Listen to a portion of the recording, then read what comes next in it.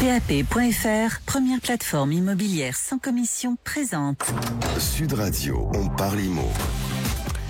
On parle IMO, l'émission 100% immobilier de Sud Radio, et c'est bien sûr avec Marc Ezrati. Bonjour Marc. Bonjour Laurence, bonjour à tous. Et comme d'habitude, on démarre avec le journal de l'IMO. Sud Radio, on parle IMO, le journal. Avec gardienrecrute.com, le site de recrutement 100% gratuit dédié aux gardiens et employés d'immeubles. Et pour commencer, Marc, l'histoire d'une propriétaire qui est prête à entamer une grève de la faim pour que son locataire parte. Bon, a priori, l'affaire c'est plutôt résolu, non ? Résolu, oui, tout à fait. Ça s'est passé à Issoudun. C'est dans l'Indre. Un locataire de 21 ans ne payait plus de loyer à sa propriétaire depuis 2 ans. Après avoir obtenu l'annulation du bail en février 2021, puis l'expulsion de son locataire en juillet de la même année, rien n'a bougé et... D'ailleurs, en début mai, le locataire était toujours dans la maison. Après avoir médiatisé son histoire et avoir, en menaçant de démarrer une grève de la faim, la préfecture a finalement accéléré la procédure. Le 11 mai dernier, la propriétaire a enfin pu récupérer sa maison. Sans transition, comme on dit, autre info. Alors là, c'est l'histoire d'un penthouse en vente à Paris, et pas n'importe où, au sommet d'un palace parisien, c'est ça ? Exactement. Et quand on a les moyens de débourser quelques millions d'euros, ce penthouse est un véritable bijou. Donc, en duplex, je vais vous faire rêver là, Laurence. Il faut avoir les moyens. 380 mètres carrés, en duplex donc, 8 pièces. Une jolie terrasse. Et alors, on l'a dit, l'appartement est situé au sommet d'un palace du Triangle d'Or parisien, dans le 8e arrondissement. Le futur acquéreur pourrait, de fait, profiter d'un service hôtelier 5 étoiles, d'une conciergerie ouverte 24 heures sur 24 et sur l'accès au spa et à la piscine sans aucune restriction. Vous nous avez pas dit le prix, d'ailleurs. Le prix, c'est plusieurs millions d'euros, il n'est pas connu. D'accord, ok, mais enfin on a une petite idée quand même sur la question.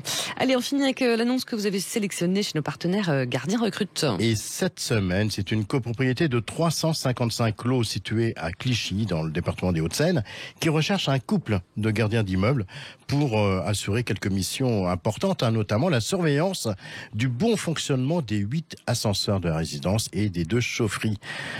Voilà, et encore d'autres tâches administratives. Alors, pour ce poste en CDI, le salaire est de 3 341 € par mois. Un logement de 60 mètres carrés est également prévu.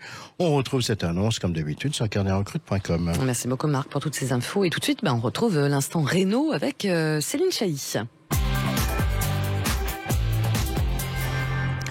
Bonjour Céline Chahi, rédactrice en chef à Maison et Travaux. Bonjour Marc, bonjour à tous.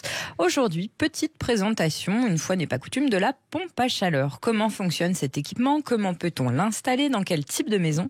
Les réponses avec Katia Léal. Bonjour Katia. Bonjour Céline. Vous êtes responsable communication, mon expert rénovation énergie. Alors, une pompe à chaleur, ça marche comment ? Eh bien, c'est vrai que la semaine dernière, nous vous parlions d'énergie renouvelable et on continue avec la pompe à chaleur qui puise la chaleur dans l'environnement extérieur, dans l'eau, l'air ou la terre, pour la transformer en énergie thermique et chauffer un logement. En plus d'être écologique, rappelons-le, c'est économique. Si vous avez une chaudière au fioul, remplacez-la immédiatement par une pompe à chaleur. Cela réduit votre facture de chauffage de 50%. Il existe plusieurs types de pompes à chaleur, mais la plus installée est la aérothermique. Elle fonctionne en duo RR ou RO, la plus installée car elle n'implique pas un gros chantier. Son utilisation est simple et elle est plus accessible financièrement. Je vous rappelle qu'installer une pompe à chaleur aura un impact sur votre facture, jusqu'à 50% d'économie, sur votre confort, vous passerez l'hiver au chaud et l'été au frais, sur notre planète, et elle utilise une énergie totalement naturelle. Alors, côté prix, il faut prévoir entre 5 000 et 20 000 €. Alors, c'est une fourchette, voire un râteau, c'est vrai, mais c'est en fonction du modèle choisi. C'est un investissement important, mais par chance, qui est aidé par la prime énergie, ma prime rénov'. Merci Katia. Marc, on enchaîne sans transition avec un ouvrage, un livre que je voulais vous présenter car je sais, oui je le sais, je pense que nos auditeurs le savent aussi, que vous êtes fan de design et de décoration. Eh bien ça tombe bien, j'ai l'ouvrage qu'il vous faut, un guide signé Le Journal de la Maison qui dresse le portrait de 200 meubles et objets stars du design tels que la lampe Pipistrello, le fauteuil Acapulco, la bibliothèque Billy. En gros, ce sont 200 incontournables du design qui sont passés à la loupe dans cet ouvrage et c'est à découvrir en kiosque actuellement. Eh bien, le rendez-vous est pris dans le kiosque. Merci Céline Chahi, rédactrice en chef à Maison et Travaux. Merci à vous également, Katia Léal, responsable communication de Mon Expert Rénovation Énergie. Et merci surtout à vous, Marc. On se retrouve dans quelques instants. Et dans le mag de la semaine, on va recevoir Jean de la Rousserie, directeur général adjoint d'Allo Diagnostic, et Corinne Joly, comme d'habitude, présidente de Particulier à Particulier. On va parler audit énergétique. Allez, à tout de suite sur Sud Radio. Sud Radio, le mag de l'IMO, décryptage et tendance de l'immobilier. Avec mon expert rénovation énergie. C'est la suite de Parlimo, l'émission 100% immobilier de Sud Radio, toujours bien sûr avec Marc Ezrati. Et tout de suite, c'est le mag de la semaine. Et on en a parlé plusieurs fois dans Parlimo, la loi climat et résilience prévoit un certain nombre d'obligations pour les propriétaires. Et là, justement, il va y avoir de nouvelles mesures qui vont s'appliquer à partir, normalement, de septembre, prochainement en tout cas. On en parle ce matin avec Jean de la Rousserie, il est directeur général adjoint d'Allo Diagnostic, et Corinne Joly, on l'a dit, présidente de PAP.fr. Corinne, on va commencer par vous. Qu'est-ce qui va nous tomber dessus à la rentrée ? Alors, il y a deux choses qui vont nous tomber dessus. La première, c'est le gel des loyers pour les passoires thermiques, c'est-à-dire que les propriétaires de passoires thermiques ne pourront plus appliquer la révision de loyer. Alors, je pense que ça aura pas un impact énorme parce qu'en réalité, la révision de loyer, peu de propriétaires la font. Par contre, il y a un deuxième point qui concerne là plutôt les vendeurs qui, à mon avis, va avoir un peu plus de répercussions. C'est l'obligation de fournir un audit énergétique pour les passoires thermiques lors d'une vente. En d'autres termes, si vous êtes F ou G, il va falloir faire une paperasse en plus, l'audit énergétique. Donc, ce que vous me dites ce matin, c'est que on ne pourra plus vendre un logement classé F ou G sans avoir réalisé un audit énergétique. Mais ça risque de bloquer des ventes, ça, non ? Non, alors ça va pas bloquer les ventes, mais si vous découvrez cette obligation la veille de votre signature chez le notaire, bah forcément, il va falloir décaler le rendez-vous chez le notaire car il ne signera pas la vente sans cet audit. Alors faire un audit énergétique, c'est pas plus compliqué que de faire des diagnostics, donc ça ne va pas vraiment complexifier la vente, mais par contre, ça a un coût qui va s'ajouter à celui des diagnostics et des prêts état datés pour ceux qui sont en copropriété. Donc ces démarches obligatoires lors de la vente d'un bien, elles viennent surtout alourdir la facture. Bonjour Jean de la Rousserie. Bonjour Marc, bonjour à tous. Directeur général adjoint d'Allo Diagnostic. Alors, Jean, vous justement, vous faites des diagnostics de performance énergétique. Qui est concerné par ces nouvelles mesures ? Alors, ce qu'il faut retenir, c'est que c'est environ 16% des DPE qui sortent avec une étiquette classée en F ou G, donc passoire énergétique. Ensuite, les différents biens, il n'y a pas vraiment de distinction. On peut avoir des passoires énergétiques, que ce soit dans les maisons individuelles ou les appartements, que ce soit en ville ou en zone rurale. Mais ce qui est sûr, c'est que quand un bien date d'avant 75, il est plus exposé à une mauvaise note et avec un facteur aggravant quand il est chauffé au fioul ou à l'électricité. Alors, dites-moi, qu'est-ce que vont devoir faire les vendeurs de ces biens ? Alors, tout d'abord faire les diagnostics réglementaires, hein, donc dont le DPE fait partie. Donc c'est pour ça il va sur le site allodiagnostic.com ou directement sur le site de PAP.fr. Et donc là ils pourront trouver notre tunnel de commande où ils pourront faire une demande de devis en ligne ou directement commander et prendre un rendez-vous pour réaliser ces diagnostics réglementaires. Et à la lecture des notes, il faudra, si les notes DPE sont classées F ou G, générer un audit énergétique. D'accord. Et on prend rendez-vous avec la même personne pour ce fameux audit ? Alors, potentiellement oui, mais de fait, ce sera rarement le cas, puisque déjà quand on planifie les interventions, on ne sait pas d'abord si le logement sera classé en F ou G avant d'intervenir. Et puis, il faut savoir que tous les experts ne seront pas forcément habilités à le faire. Il va falloir suivre une formation pour ça. Et voilà, 16% des notes DPE nous fait penser que tous les diagnostics ne se lanceront pas dans cette compétence.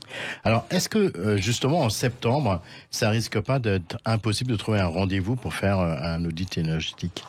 Alors c'est bien possible qu'il y ait un goulot d'étranglement là jusqu'à la fin de l'été. Puisque il va falloir qu'on gère les stocks, donc tous les biens qui sont à vendre en ce moment, plus tous les nouveaux qui vont arriver sur le marché. À la rentrée, ouais. Le décret d'application vient de tomber, donc là vraiment tous les logiciels métiers, les centres de formation sont debout sur les étriers pour être à l'heure le plus vite possible.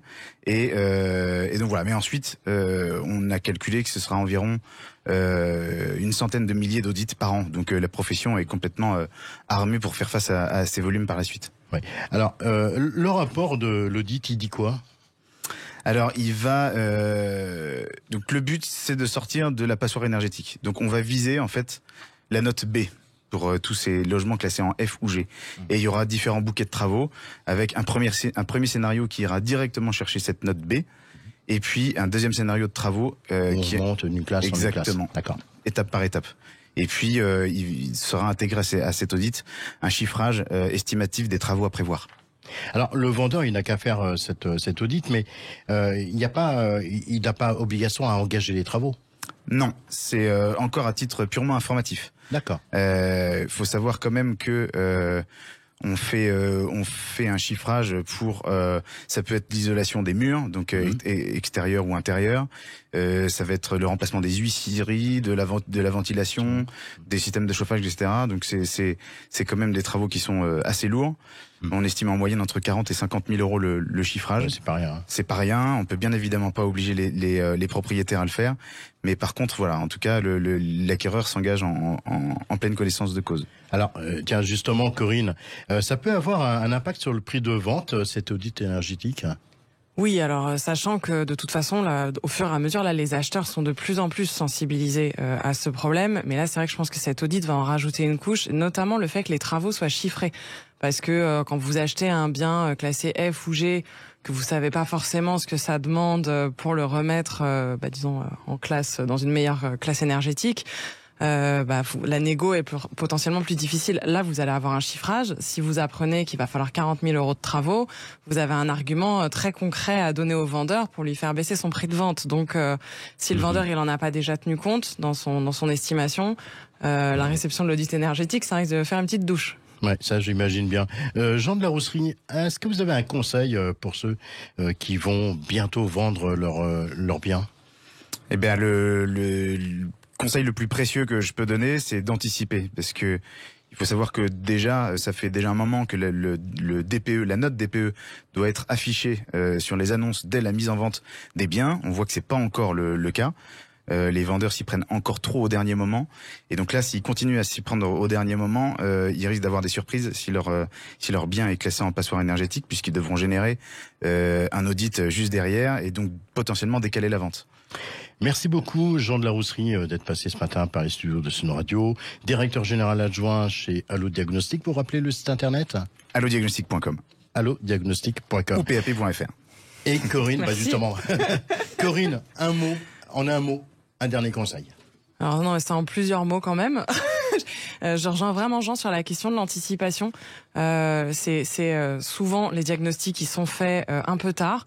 Ils sont faits comme une formalité, une obligation, etc. Et moi, je pense que pour la négociation, c'est vraiment pas une bonne chose d'avoir une surprise. Si vous avez trouvé un accord, vous avez un acheteur, vous êtes d'accord sur un prix, et que tout d'un coup, 2 jours avant de signer, il se rend compte qu'il y a un audit énergétique avec 40 000 euros de travaux, vous n'allez pas être en position de force pour négocier. Donc il faut faire ces diagnostics assez tôt. Vraiment, là, je m'adresse aux vendeurs, il faut l'anticiper parce que c'est comme ça que vous pourrez avoir un bon discours. Il faut que vous sachiez ce que vous présentez, il ne faut pas que vous le découvriez en même temps que l'acheteur. Donc faites vos diagnostics. Tenez en compte dans l'estimation du prix. Si vous avez une passoire thermique, voilà, c'est comme ça, il y en a plein en France. Et puis du coup, anticipez le sujet avec l'acheteur. Dites-le, voilà, c'est une passoire thermique. C'est un logement classé F ou G. On a fait un audit énergétique. Voilà les bouquets de travaux. Et un point intéressant, c'est que même s'il y a 40 000 euros de travaux, il y a des aides. Et notamment, je crois que dans les rapports d'Allo Diagnostic, elles sont mentionnées. Donc, Exactement. Vous pouvez anticiper le sujet et dire, mais attention, ça vous coûtera pas 40 000 euros, ça vous coûtera 20 000, ça vous coûtera 10 000, parce que vous pouvez bénéficier d'aides. Et en disant ça, vous rassurez l'acheteur et votre négociation sera peut-être plus facile. Corinne, on se retrouve dans quelques instants. On va continuer à parler d'immobilier tous les deux. Aujourd'hui, on va parler des tiny house. Allez, dites-le mieux encore. Allez, tiny house. Le tiny house. C'est tiny house, ouais. Bon, voilà. Donc vous l'avez compris, c'est ces toutes petites maisons qui font un malheur en France actuellement. Et on verra si ces petites maisons égale petit prix ou pas. Allez, on parle IMO, c'est dans quelques instants sur Sud Radio. Et tout de suite. PAP.fr, première plateforme immobilière sans commission présente. Sud Radio, on parle IMO. On parle IMO, l'émission 100% immobilier de Sud Radio. La suite, on est toujours bien sûr avec Marc Ezrati et c'est l'heure du coaching immobilier avec Corinne Joly que l'on retrouve, présidente de particulier à particulier PAP.fr. Et aujourd'hui, Marc, on parle des tiny house. Des tiny house. Voilà, des tiny house.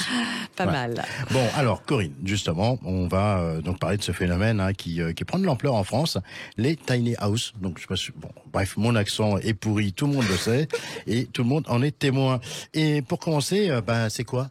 Alors déjà, je vais vous simplifier la vie. C'est une toute petite maison. Voilà, vous Merci. pouvez le dire en français maintenant. Ça va de 15 mètres carrés à 50 mètres carrés et c'est généralement autonome en énergie. Donc, pas de problème de performance énergétique cette fois. C'est sans fondation, donc ça se construit très vite. Et c'est vrai que c'est un sujet qui suscite beaucoup d'intérêt. Notamment, on voit sur YouTube des vidéos avec des centaines de milliers de vues sur des gens qui ont décidé d'habiter une tiny house. Et même Ikea a créé sa tiny house. Mais il faut quand même nuancer. En pratique, peu de gens passent vraiment à l'acte. On reste quand même sur un marché de niche. Il y aurait environ 1 millier de tiny house en France, dont la moitié sont des locations de vacances, parce qu'en fait, on veut bien vivre dans une toute petite maison, mais juste une semaine. Et puis, beaucoup d'autres servent d'extension de maison. Voilà. Alors, pourquoi, si les gens en rêvent, ça ne se développe pas plus ? Alors les gens en rêvent parce que ça fait écho aux aspirations du moment, la nature, l'autosuffisance, le minimalisme, mais la mise en œuvre, elle est quand même compliquée parce que déjà le minimalisme, c'est sympa en théorie, mais en pratique, il faut quand même une certaine volonté. Et puis, en fait, il y a quand même aussi des règles à respecter. On ne fait pas ça n'importe où, n'importe comment. C'est pour ça qu'en dehors du tourisme, l'usage le plus fréquent, c'est donc l'extension de maison, parce que pour le coup, une tiny house, c'est beaucoup plus simple à faire qu'une extension. Et ok, mais ça ressemble à quoi une tiny house ? Ok, je m'en fous. Non, mais Okay. En fait, ça ressemble à un abri de jardin. D'ailleurs, en français, le terme le plus adapté, ce serait un studio de jardin. C'est une construction en bois. Niveau surface, pour les modèles à 15 mètres carrés, il y a en général 4 mètres carrés dévolus à une salle de bain. Et puis pour les modèles de 50 mètres carrés, là, on est plus proche d'un appartement de 2-3 pièces en duplex. Donc on peut vraiment s'en servir pour faire une chambre en plus, par exemple pour un enfant qui commence à être grand et qui veut son autonomie, ou un bureau pour télétravailler. Bon là par contre il faut vérifier si le wifi de la maison arrive bien. Non, sinon après il y a une clé 4G, ça suffirait très bien. Parce qu'il est moderne. Au niveau réglementation, ça marche comment ? Alors pour commencer, il faut s'assurer auprès de la mairie que le terrain est constructible, parce que même s'il n'y a pas de fondation, on peut pas poser des tiny house partout.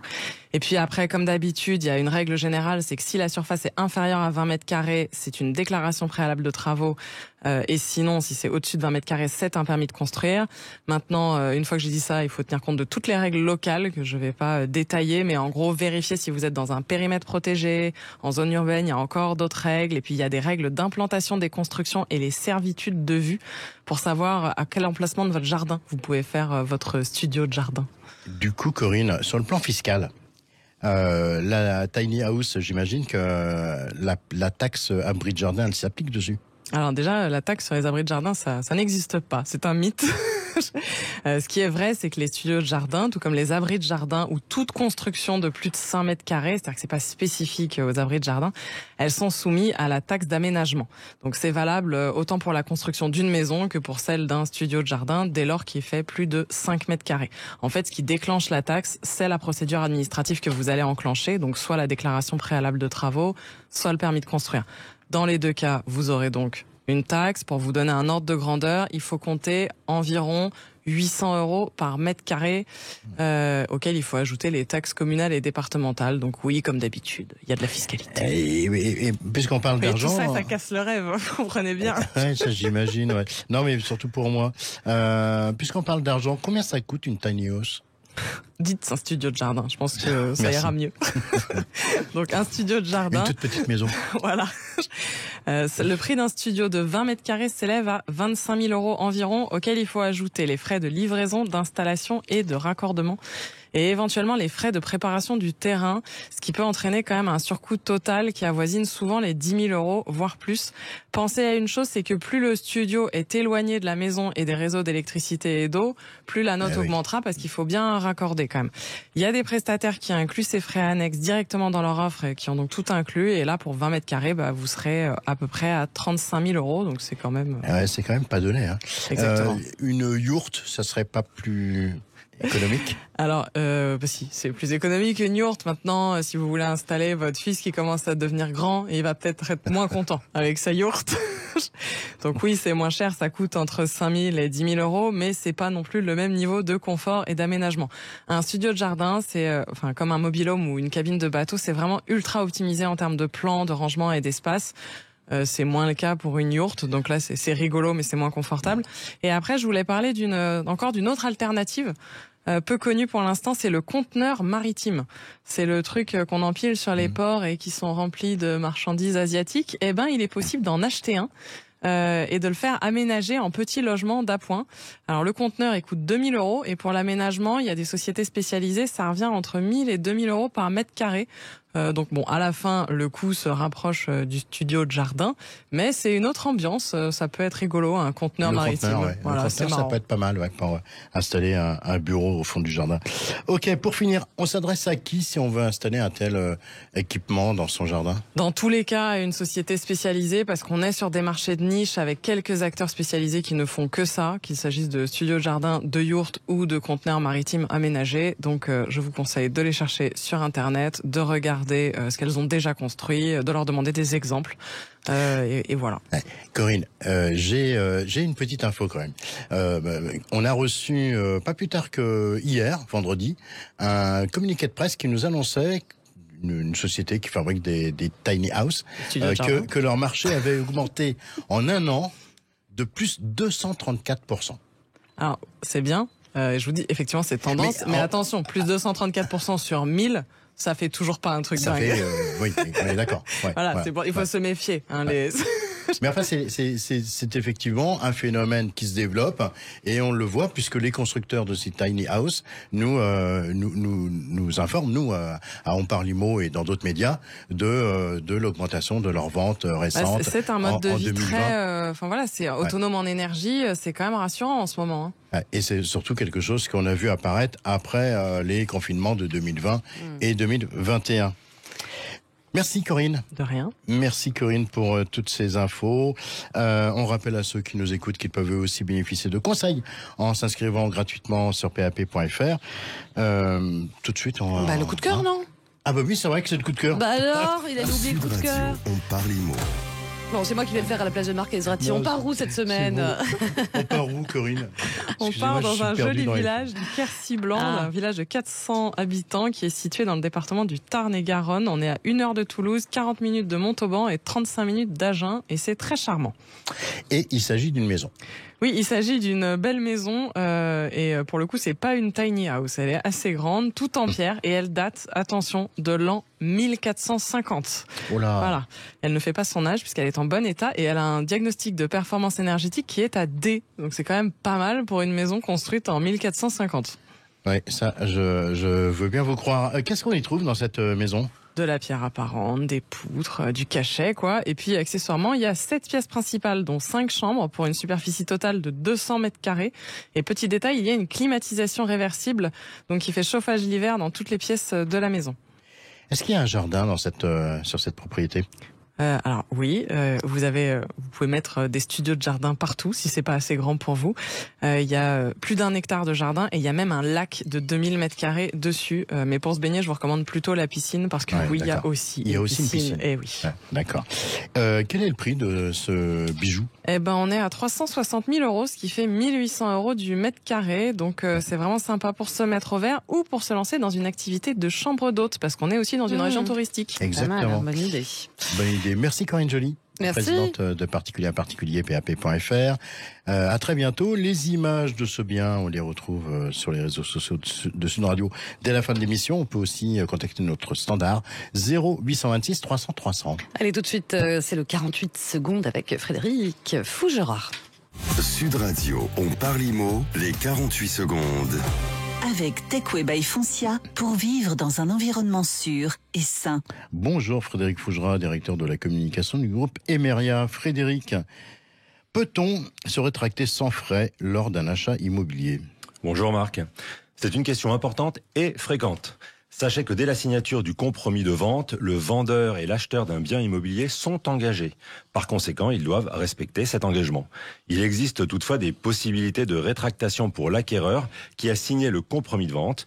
Il peut en effet se rétracter sans avoir de dédommagement à payer au vendeur dans 2 cas prévus par la loi. Le premier, lorsqu'il s'agit de l'acquisition de son bien d'habitation. La loi prévoit un délai de rétractation durant lequel l'acquéreur pourra renoncer à son achat sans justification. Il est de 10 jours et commence dès le lendemain de la signature. Le second cas prévu par la loi, c'est lorsque le compromis de vente comprend des clauses suspensives, comme l'obtention d'un prêt ou la faisabilité d'un projet de construction ou d'extension du bien. Il faut alors que ces conditions suspensives soient réalisées ou acquises dans le délai prévu par le compromis de vente. Attention cependant, le vendeur est en droit de demander à l'acheteur de prouver qu'il a bien engagé les démarches, sinon ce serait trop simple de renoncer à son engagement. Dans le cas où l'acquéreur refuserait de signer l'acte authentique sans motif réel ou passer le délai prévu, le vendeur pourra soit renoncer à la vente, mais demandera des dommages et intérêts, soit faire exécuter la vente en faisant condamner par voie judiciaire l'acquéreur à se rendre chez le notaire pour signer l'acte authentique de vente. Voilà Marc, vous savez tout sur les délais et motifs de rétractation lors de l'achat d'un bien immobilier. Merci Frédéric Fougera et à la semaine prochaine. On rappelle à ceux qui nous écoutent qu'ils peuvent revoir cette chronique sur la playlist TechWest sur la chaîne YouTube d'Emeria. Allez, merci Marc et puis on se retrouve samedi prochain. On parlera des arnaques dans l'immobilier. Les arnaques sur l'immobilier. Waouh, quel teasing. Merci beaucoup. Sud Radio, on parle immo. Avec PAP.fr, première plateforme immobilière sans commission.